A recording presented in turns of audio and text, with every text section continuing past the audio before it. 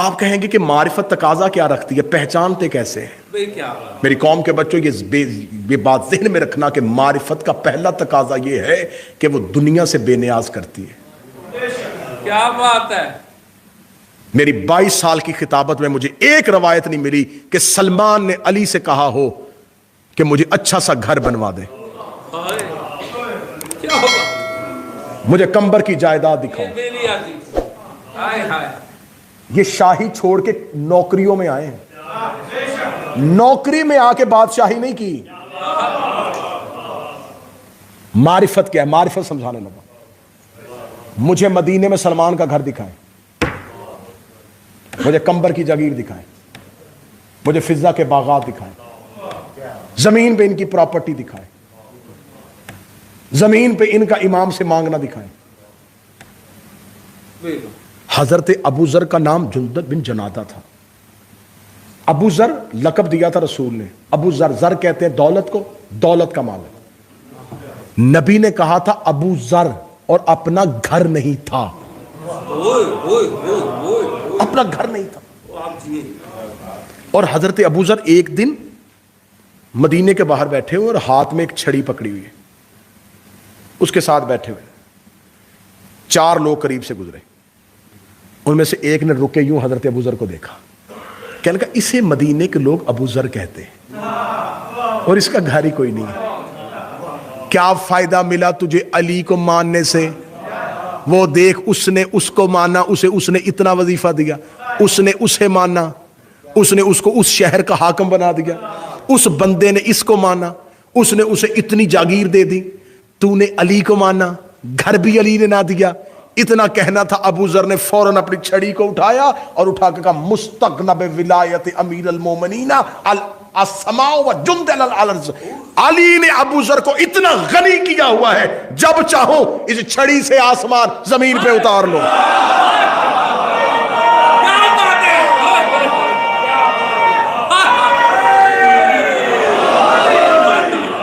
علی کی محبت نے مجھے اتنا امیر کیا ہوا ہے، میں جب چاہوں اس چھڑی سے آسمان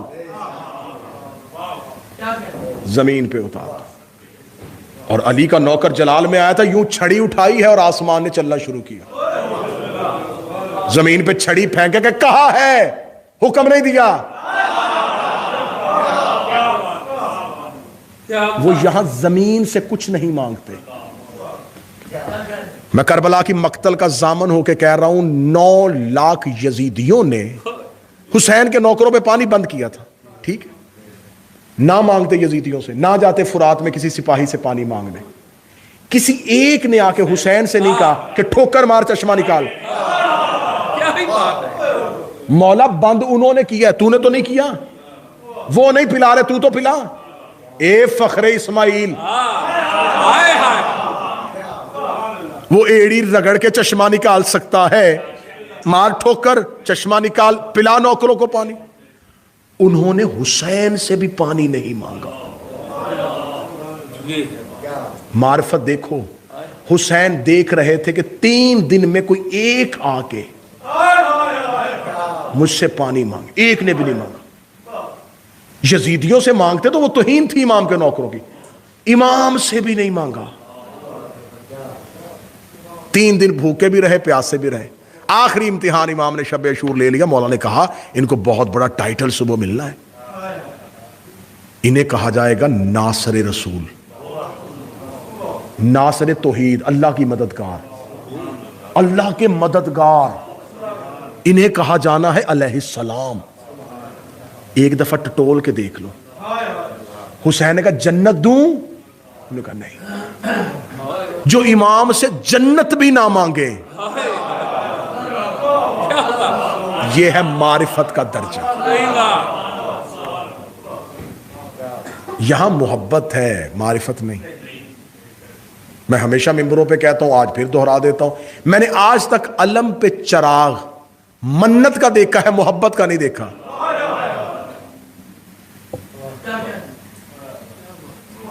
میں نے تعزیے پہ، ذوالجناح پہ سیبوں کے ہار منتوں کے دیکھے، میں نے تابوت پہ چڑھتی ہوئی چادریں خواہشات کی دیکھی۔ تو ہم نے تو مانگا ہے, ہم نے تو مانگنے کے لیے ماننا ہے امام کو, دینے کے لیے تو ماننا ہی نہیں. پہلے معرفت پہ آؤ. معرفت بے نیاز کرتی ہے, چیزوں سے بے نیاز کر دیتی ہے. امام کو لالچ میں نہیں مانا جاتا. لالچ میں امام کو ماننا ہے تو صرف جاننا ہے, پہچاننا نہیں. وہ جانتے ہیں ہمیں کیا چاہیے, وہ جانتے ہیں ہماری طلب کیا ہے, وہ جانتے ہیں ہماری خواہش کیا ہے, وہ جانتے ہیں ہمیں کیا ہے. اپنی محبت سامنے رکھ کے یہ نہ کہو کہ یہ ہماری محبت پڑی ہے, یہ دے. یہ معرفت نہیں ہے. اب میں نے جو جملہ کہا تھا کہ 98% شیعوں کا یہ کہہ کے عقیدہ خراب کر دیا کہ تم امام سے مل ہی نہیں سکتے, ملاقات ہی نہیں ہے. میں اس پہ دلیل ایک آخری دینے لگا اور میں آج کی گفتگو تمام کرنے لگا ہوں. اللہ میرے بھائی نصر کے والد محترم کے درجات بلند فرمائے, اور اس مجلس کے طفیل آپ جتنے بیٹھے ہیں آپ تمام کے مرحومین کے درجات بلند. زندگی میں اگر امام سے ملاقات ممکن نہیں تو جو انسان جب مرتا ہے تو وہ امام کو دیکھتا کیسے ہے؟ یا تو پھر یہ عقیدہ کتابوں شیعوں کتابوں سے نکال دو کہ جو بھی مرے گا وہ علی کو دیکھے گا, مشرق میں ہو یا مغرب میں. تو جس نے زندگی میں علی کو نہیں دیکھا مرنے کے بعد کیوں دیکھا؟ انسان بھی وہی ہے, اعمال بھی وہی ہے, اب علی نظر کیوں آ رہا ہے؟ اس پہ دلیل دے دوں جی میں آپ کو کہ امام کو دیکھنا کیسے ہے, امام سے ملاقات کیسے. دیکھیں اگر آپ کے پاس ایک ڈیوائس ہو نا, ایک ریڈیو ہو, ایک ڈیوائس ہو, تو اس وقت پڑھے لکھے نوجوانوں سے میں مخاطب ہوں, اس وقت بہت سی لہریں جو ہیں اس وقت یہاں پر موجود ہیں, اور آپ چاہتے ہیں کہ آپ ان میں سے کسی ایک لہر کو کیچ کریں اور اس کی آواز کو سنیں. تو آپ نے اپنی اس ڈیوائس کی فریکوینسی جو ہے اس کو سیٹ کرنا ہے اس لہر کے ساتھ. جیسے جیسے وہ فریکوینسی سیٹ ہوتی رہے گی آواز کی ہلکی ہلکی جھلک آپ کے کانوں میں آئے گی. جو ہی وہ فریکوینسی پوری اسی نمبر پہ سیٹ ہو گئی آواز کلیئر آنی شروع ہو جائے گی. امام کی آواز موجود ہے, ہماری فریکوینسی سیٹ نہیں ہے.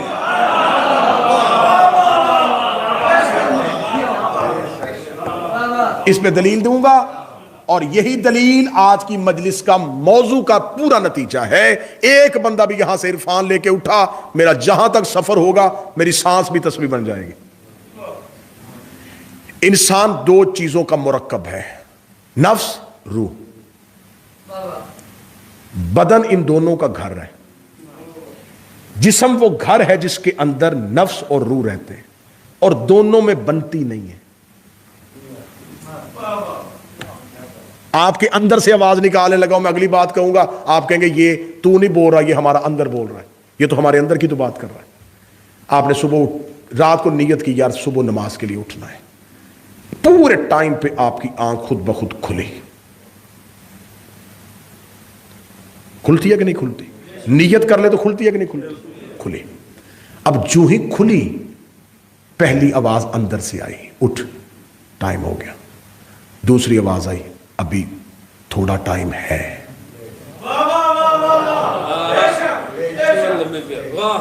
فوراً اگلی آواز آئی, پھر نیند آ جائے گی, پھر اٹھا نہیں جائے گا. پھر دوسری آواز آئی, نہیں اب اٹھ گیا ہوں. پھر اندر سے آواز آئی, اٹھ ہمت کر لے, پڑھ لے نماز, ٹائم جا رہا ہے. اگلی آواز پھر آئی, بستر گرم ہے. آج جسم میں ہلکی ہلکی درد بھی ہے. اور آخری تھپکی آئی, کل سے پڑھوں گا. یہ دو آوازیں کہاں سے آ رہی تھیں؟ ایک نفس کی تھی, ایک روح کی تھی. نفس کو شیطان کنٹرول کرتا ہے, روح کو امام کنٹرول کرتا ہے. دو آوازیں آپ کے اندر تھیں, بار بار آپ نے اپنی فریکوینسی کو شیطان کی آواز پہ سیٹ کر دیا. جب وہ اس پہ سیٹ ہو گئی تو یہ آواز آنی بند ہو گئی. جب وہ امام کی آواز آنی بند ہو جاتی ہے تو پھر انسان کو گناہ کرتے بھی خوف نہیں آتا, کیونکہ روکنے والی آواز ہی نہیں, وہ شرمندہ کرنے والی آواز ہے ہی نہیں. آواز وہی ہے جو طاقت دے رہی ہے, کچھ نہیں ہوتا, جوان آدمی ہے, ہو جاتی ہیں, خیر ہے, بڑی زندگی پڑی ہے معافیاں مانگنے کے لیے. یہ آواز اندر سے یہ نفس کی تھی. میری قوم کے نوجوانوں، میری قوم کے بچوں، انسان کے اندر جتنی خواہشات پیدا ہوتی ہیں یہ نفس کی ہے. مولا علی سے کسی بندے نے کہا یا علی کو نسخہ بتائیں سکون آ جائے. فرمایا خواہشات تھوڑی کر. کیا نسخہ، کیا نسخہ. بے سکونی آتی ہے خواہشات بڑھانے سے. آپ میں سے جتنے بیٹھے ہیں میرے بھائی ہیں، میرے بزرگ ہیں، میرے جوان دوست ہیں، پچھلے وقت پہ جائیں، ریوائنڈ کریں اپنی لائف کو، واپس جائیں. جب پاکستان میں تھے اور ویزا نہیں تھا اور ویزے کے حصول کی کوششیں کر رہے تھے، اس ٹائم خواہش تھی بس ویزا مل جائے، ایک دفعہ چلے جائیں، بس چھوٹی سی خواہش ہے، گھر اپنا بن جائے، گھر والوں کی زندگی سیٹ ہو جائے، بس اتنی سی خواہش، بس اور کچھ چاہیے ہی نہیں. وہ جو پہلی خواہش تھی وہ چھوٹی سی خواہش بہت سی خواہشات میں بدلی. کیا ملٹی پلائی ہوتی ہے. چھوٹا گھر نہیں، اب بڑا ہونا چاہیے. بڑا لے لیا، 7 والا پلاٹ بک رہا ہے. گاڑی چھوٹی ہے، بڑی ہونی چاہیے. دکان ایک ہے، 2 ہونی چاہیے. کاروبار بڑھانا چاہیے. یہ خواہشات تھی نفس کی. کچھ خواہشات وہ تھی جو ہمارے ساتھ جڑے ہوئے لوگوں نے اپنے مطالبات کی صورت میں ہمارے اندر پیدا کی. میں بالکل یہ 2 × 2 = 4 میں کوئی کتاب، کوئی تبا مصر تو پڑھ کوئی نہیں رہا. یہ تو آپ کا اندر پڑھ رہا ہوں، میں اندر پڑھ رہا ہوں، ہر ایک کا اندر پڑھ رہا ہوں، اپنا اندر پڑھ رہا ہوں، ہر ایک کا اندر پڑھ رہا ہوں. بہت سے ایسے مطالبات ہوتے ہیں جو ہماری خواہشات بڑھا دیتے ہیں. مثلا میں آپ کی معاشرے کی بات کر رہا ہوں، آپ جس معاشرے پہ رہ رہے ہیں، آپ نے کہہ دینا چلے بس اب سکون ہو گیا، الحمدللہ گھر ہو گیا، جاب ہو گئی، بن گیا اپنا، بس ٹھیک ہے. پیچھے سے کال آ گئی، وہ چاچے کے بیٹے نے 2 ایکڑ خرید لی ہے. 4 نہ ہو تو رہتی نہیں ہے یا نہیں ہے. ان کے پاس وہ گاڑی ہے، ہمیں بار بار تانے ملتے ہیں تمہارا بیٹا بھی یو کے ہوتا ہے، تمہارے پاس گاڑی بھی اچھی کوئی نہیں ہے. اب خواہش، نفس خواہشیں پیدا کرتا رہا. روح کو بولنے کا موقع نفس نے دیا ہی نہیں. نفس نے اتنا تھکا دیا جسم کو. خوبصورت جملہ کہنے لگا ہوں، اردو ادب جاننے والوں کے لیے کہنے لگا ہوں، پوری تقریر بھولنا، اس جملے کو قول زری سمجھ کے یاد رکھنا. بدن وہ گھوڑا ہے جس پہ نفس خواہش کا تازیانہ مارتا ہے.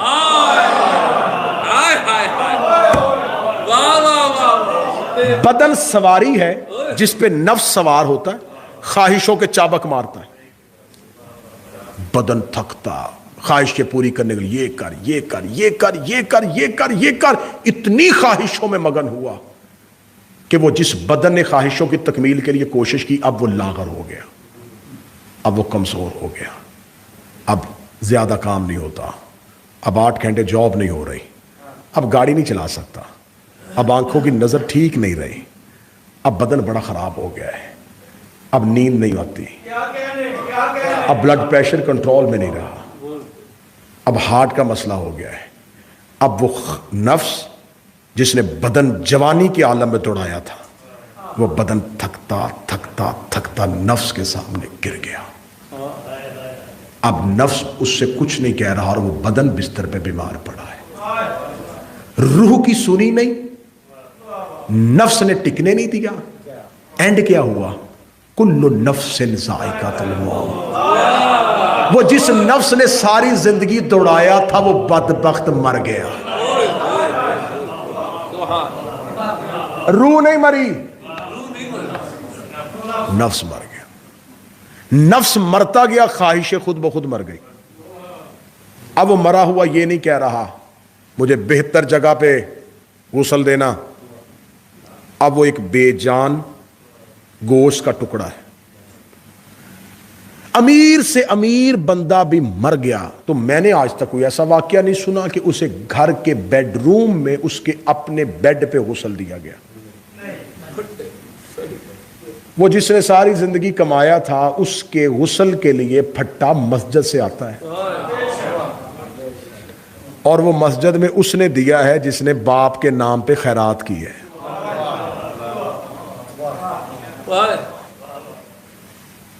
جو اولاد باپ کے بغیر ایک دن نہیں گزارتی تھی، 8 گھنٹے سے زیادہ باڈی گھر پڑی ہے، دفنائیں جی، جلدی کریں۔ 4 کنال جگہ گھر میں بنائی تھی، 5 کنال میں گھر بنایا تھا، قبر گھر کے سین میں نہیں ہے، قبر اس کے پہلو میں ملی ہے جو ریڑھی چلاتا تھا۔ وہ جو پیچھے خاندان تھا، جو رشتہ دار تھے، جو اس کو ٹکنے نہیں دیتے تھے، یہ بھی کرنا، یہ بھی کرنا، یہ بھی کرنا، یہ بھی کرنا، یہ بھی کرنا، وہ کل پہ بیٹھے ہوئے کھانا بھی کھا رہے تھے اور اگلی پلاننگ بھی کر رہے تھے۔ دکان اب کون سنبھالے گا؟ بینک بیلنس کسی کے نام کر کے گیا ہے کہ نہیں؟ چیزیں کسی کے حوالے ہوئی ہیں کہ نہیں ہوئی؟ اب جب مرے تو امام نظر کیوں آیا؟ بس اس بات کو سمجھ لو تو پوری تقریر سمجھ لی۔ آج یہ کہنا امام سے ملاقات نہیں، امام کو دیکھ نہیں سکتے، امام سے مل ہی نہیں سکتے، امام تک پہنچ ہی نہیں سکتے، جو ہی مرے علی نظر آ گئے۔ علی اس لیے نظر آ گئے کہ نفس مر گیا، علی نظر آ گیا۔ نفس مر گیا، امام نظر آ گیا۔ مولا فرماتے زندگی میں امام دیکھنا چاہتے ہو، زندگی میں نفس مارو، امام نظر آ جائے گا۔ مولا حسین نفس مارو، امام نظر آ جائے گا۔ اس کا مطلب ہے کہ امام اور ہمارے درمیان جو پردہ ہے وہ نفس کا ہے۔ بہت ہی خوبصورت بات۔ نفس ہمیں امام کو، جس نے نفس مارا تھا وہ امام دیکھ رہے تھے اور دیکھ رہے ہیں۔ جن کے پاس خواہش نہیں ہے، جن کے پاس نفس مر چکا ہے اور صرف بدن میں روح زندہ ہے، ایسے افراد زمین پہ موجود ہیں، میں ان کو جانتا بھی ہوں، جو اپنی روح کو جب جی چاہے نجف لے جائیں۔ اسے کہتے ہیں طی الارض، زمین کے فاصلے سمیٹ لینا۔ کیسے ہوتا ہے میں بتا دیتا ہوں، فارمولہ دیتا ہوں۔ آپ سوتے ہیں، سوتے ہوئے آپ نے خواب دیکھا کہ خواب ہے ایک بازار میں آپ دوڑ رہے ہیں اور کوئی شخص آپ کے پیچھے لگا ہوا ہے۔ تھوڑی دیر بعد آپ کی آنکھ کھلی تو آپ کا سانس پھولا ہوا تھا، ہے کہ نہیں ہے یار؟ بولے تو صحیح ہوا۔ سانس پھولا ہوا، دل کی دھڑکن تیز، ہارٹ بیٹ تیز ہے، گلے میں پیاس لگی ہوئی ہے، تو آپ تو بستر کے اوپر لیٹے ہوئے تھے، دوڑے بھی نہیں۔ بدن پہ یہ ہارٹ بیٹ تیز کیوں ہوئی؟ یہ سانس کیوں پھولی؟ پیاس کیوں لگی؟ اس کا مطلب ہے کہ جب بدن سو گیا تھا روح نکلی، روح نے جو کیفیت لی وہ بدن کو دے دی، اور جیسے ہی روح بدن میں واپس آئی تو وہ کیفیت ساتھ لے آئی، آنکھ کھلی اور وہی کیفیت زندہ ہو گئی۔ اس کا مطلب کہ روح جب چاہے بدن سے نکلتی ہے، جب چاہے بدن میں آتی ہے۔ جب انسان سوتا ہے تو روح جاتی ہے۔ آپ نے جو دن بھر میں سوچا ہوتا ہے، روح اس کے مطابق تعاقب کرتی ہوئی وہی کیفیت آپ کو لا کے واپس دیتی ہے۔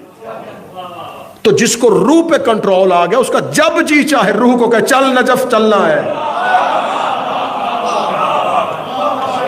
چل مجھے کربلا چلنا۔ لہذا اگر امام کے ساتھ فریکوینسی سیٹ ہو گئی تو امام کی آواز آنی شروع ہو جائے گی۔ اس پہ اگلا جملہ بڑا اچھا دینے لگا ہوں، پورے کوفے کی فریکوینسی سیٹ نہیں تھی، حبیب سن رہے تھے۔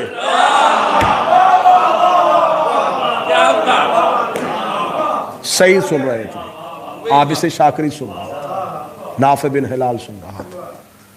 اس کا مطلب یہ نہیں ہے کہ امام سے ملاقات ممکن نہیں، ملاقات ممکن ہے، لیکن ملاقات کا طریقہ ہونا چاہیے۔ اس کے لیے 2 چیزیں ہیں، ایک تو معرفت امام ضروری ہے، اور ایک نفس کو مارنا۔ جب تک تسکین نفس رہے گا تب تک قرب امام حاصل نہیں ہوگا۔ دونوں چیزوں میں سے ایک راضی کرنی ہے، یا نفس راضی کرو یا امام راضی کرو۔ اور علی وہ امام ہے جس نے اپنا نفس ہی توحید کو بیچ دیا۔ وَمِنَ النَّاسِ مَن يَشْرِي نَفْسَهُ ابْتِغَاءَ مَرْضَاتِ اللَّهِ، اور انسانوں میں ایک ایسا بھی رہتا تھا جس نے اپنا نفس ہی توحید کو بیچ دیا۔ اس نے کہا بار بار مجھے نہ بتا یہ کرنا ہے یہ کرنا، رکھ ہی تو جو چاہے، علی کرے گا وہ۔ جب علی نے نفس ہی بیچ دیا تو اب یہ سوال بنتا ہی نہیں کہ علی نے تلوار کیوں نہیں اٹھائی۔ علی فلاں سے کیوں نہیں لڑا، علی نے یہ کیوں نہیں کیا، علی کا نفس اپنے پاس ہے ہی نہیں. سوال یہ کرو اللہ نے موت کیوں نہیں دی، اللہ نے اسے مارا کیوں نہیں؟ کیونکہ علی کا نفس اللہ کا نفس ہے، علی ہے نفس اللہ. اور یہ کائنات میں واحد ہے جو ایک وقت میں نفس اللہ بھی ہے اور نفس محمد بھی ہے.